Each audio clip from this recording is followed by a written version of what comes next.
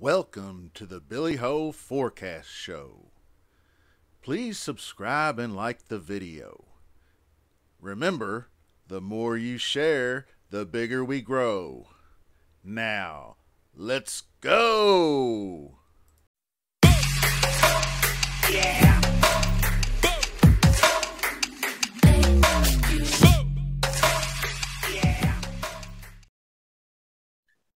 Hello there, Billy Ho here. Welcome to the DFS preview for the Zurich Classic.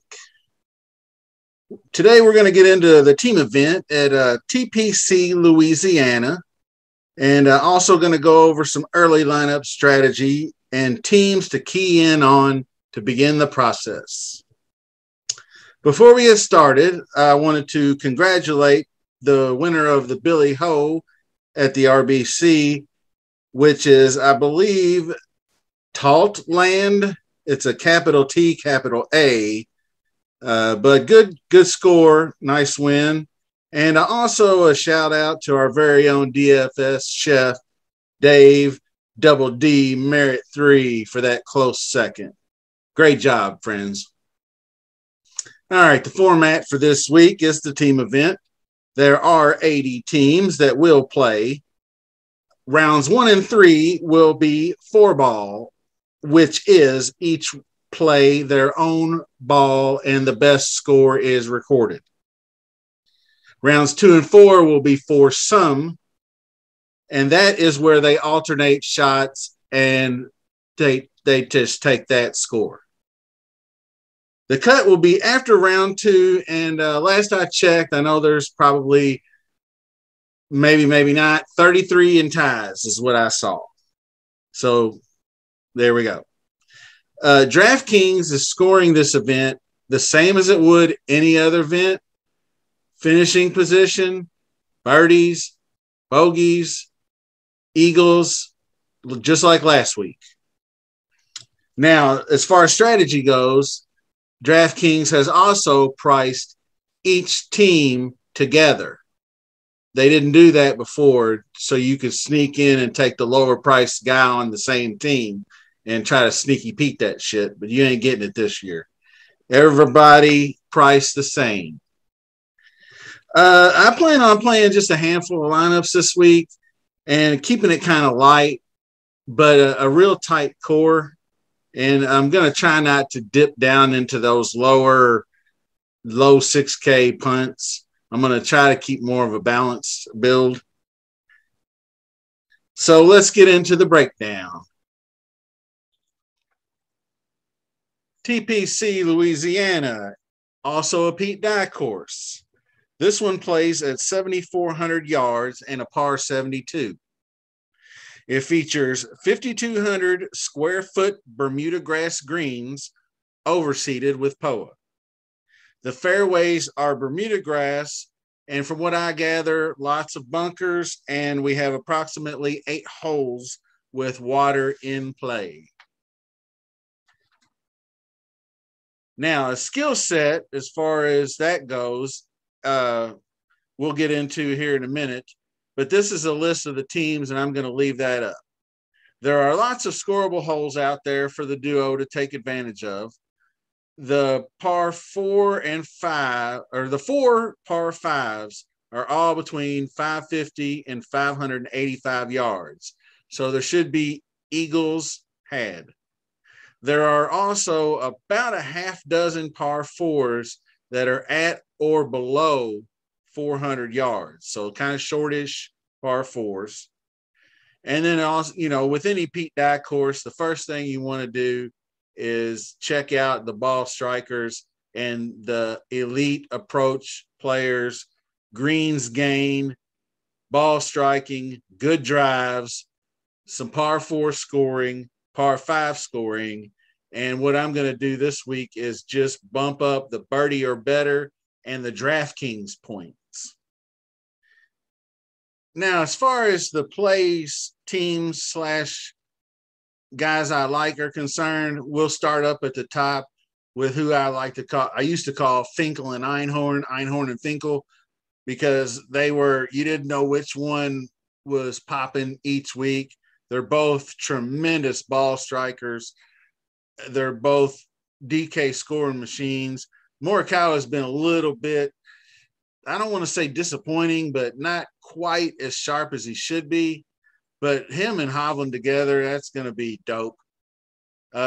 People like Xander and Cantlay, and I can't fault you for that one bit. Cameron Smith and Mark Leishman are the defending champions. Can't hate on you for that either. But the next group I like down here is Billy Hustle and Sam Burns. I think they kind of complement each other. Both can put the lights out on Bermuda, so that's always a plus. And both are playing about as good a golf as you can get. So fire it. The next group down, if you get into the 9K area, is Scotty Too Hottie and his latest. I called him the slut Ryan Palmer, but if Ron Bell's on the guy, I mean, I guess the next best thing is to get the number one guy in the world. So that's going to be a really popular group at 9,700. But you can see Ryan Palmer, the short game and the par fives, the DK scoring, he's been kind of crap this year. He did show signs of life here lately, so he might be able to draft off of Scotty and maybe get her done.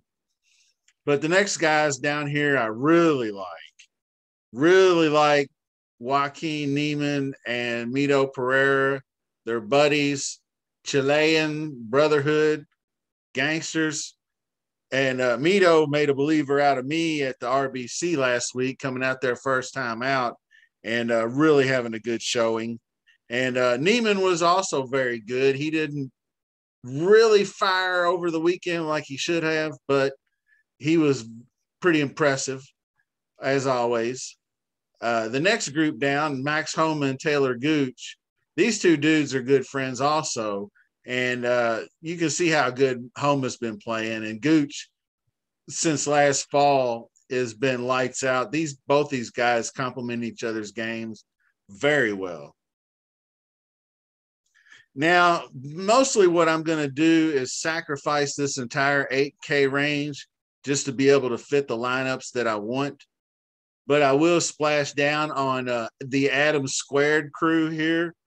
Adam Hadwin, Adam Svensson at 8K. I mean, you can obviously see by their rankings, both of them tremendous short game. Well, Svensson's short game is limited by his putter, but Hadwin obviously tight. Svensson is a great greens approach player, DK scorer. And I will say this, Svensson, his last three events have been positive Bermuda. So that's always a good thing. And he came through for me nicely last week at RBC. So keep an eye on that duo. It's likely to be pretty popular, but, 80 teams, you're pigeonholed into some high ownership anyway. Now you move down to Killer Keith, he is paired with Sneds. And we know Sneds has had his struggles, and he's had a couple of decent tournaments here lately. But Keith Mitchell, believe it or not, has become kind of the elite Bermuda putter. Like the model I ran on putting, he was number one on Bermuda over like the last, 25, 35 rounds, somewhere in that range, which is very impressive. And Sneds can always get hot. Sneds can catch fire at any time. So I like that duo a lot. The next one down, this one is I'm not super high on, but I think they're interesting, is the Robert Streb, Troy Merritt crew at 7,800. They've shown a little bit of form both ways recently, Troy Merritt especially. And they missed the cut here as a duo last year, but they did T22 the year before. So they've played together in this tournament. So they're familiar with each other and how to, play with each other. The next group up is the Gim and Stump the Schwab group. And 7,700's all right price. But I like Gim because he was 6th at the Players and 35th at RBC, both Pete Dye courses. And then Schwab only has one missed cut this entire 22 season. So both are playing real good golf, and I think they can feed off of one another.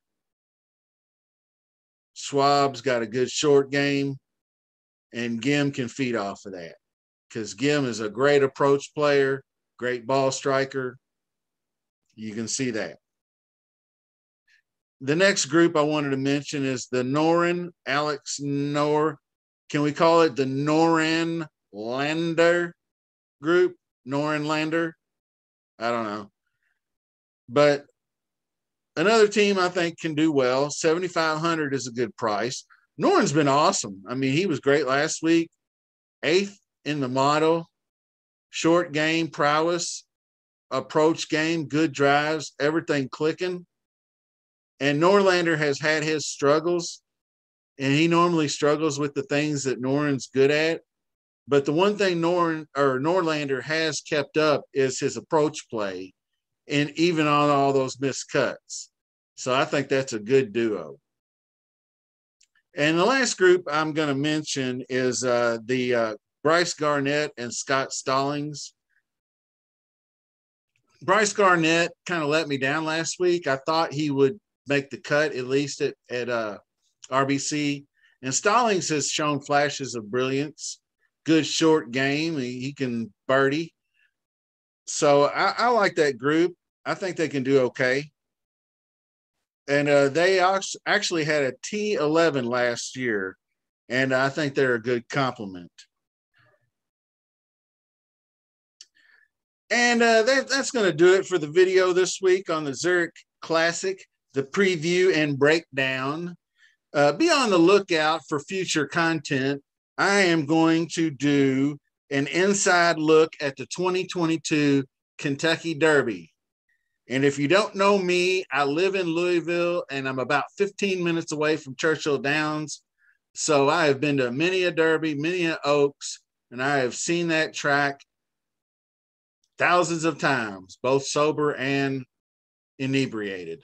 So be on the lookout for that video. I'm going to break down the Kentucky Derby, and hopefully we can hit some big bucks. And until then, as always, peace.